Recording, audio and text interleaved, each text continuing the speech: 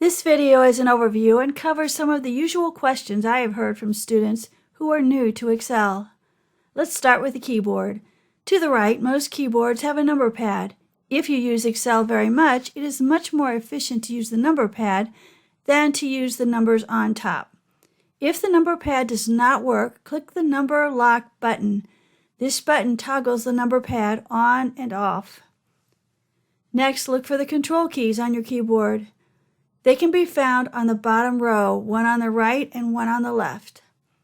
There are several shortcuts that can save you a lot of time using control keys. For example, while in Excel, if you hold down the control key and click the letter Z, Excel will undo the last action you did. If, while holding down the control key, you click the letter Z several times, Excel will undo the last several actions. This is very handy for correcting mistakes. Finally, there is the F1 button, or Function 1. When in Excel, you may click on this to open the Help dialog box. From there, you can look up information in Excel by typing keywords into the search box. Now, on to Excel. As you can see, there are a few values already on this worksheet. If the size is too small, you may use the slider to increase the size of the worksheet. You can see it at the bottom right. You can click on the plus sign or the minus sign to change in increments, or hold down the left mouse key and drag it to the right or the left. Now let's click on a cell. I will choose cell B3. This means it is in column B and row 3.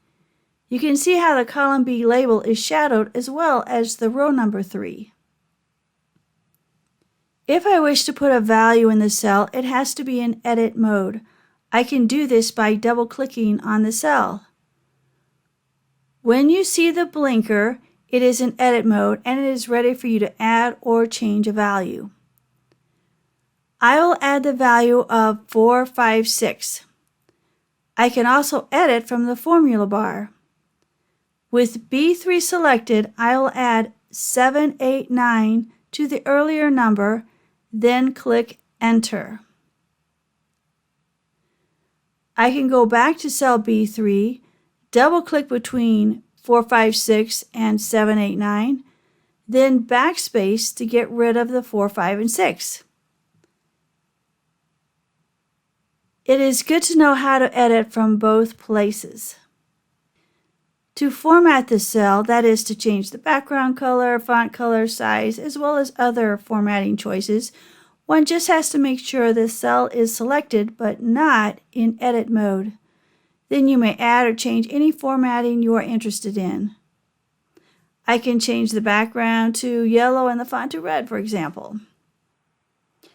I can also select a larger area by holding down the left mouse key and dragging the cursor over the larger area. With this area selected, I can format the entire area.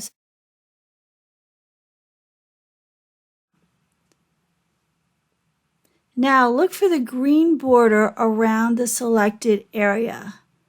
If I hover over the green border, the cursor will appear as a cross with arrows on the end. If I hold down the left key, then I can drag all of the selected cells as a unit to another location. This works whether you have one cell selected or a group of cells. One warning about this: avoid the green box in the lower right corner. This is for autofill, a very useful feature that will be discussed later. If you only want to drag a cell or a group of cells, hover over the green border anywhere except in the lower right corner where the green box is. Now let's look at the ribbons. The Home ribbon is the first one to appear when you open a workbook. It has sections divided into categories such as font, alignment, and so on. If the space for the ribbon is not wide, one can only see the categories with down arrows for the menus. If there is more space, one can see the buttons, and with it fully extended, one can also see descriptive titles. If you are not sure what a button represents, simply hover over it and a description will appear. With that, you can click F1 and get more information about what that button can do. Aside from the Home ribbon is the Insert ribbon with another set of choices, and so on across the top. Go to the View tab. One of your choices is grid lines. These are lines on the worksheet that do not print out but are visually helpful. If you uncheck the box, the grid lines will go away. But most people prefer the grid lines, so I will recheck the box. Finally, at the bottom of the page are sheet tabs. In this example, there is only one sheet. If I want to add more, I can click on the plus sign.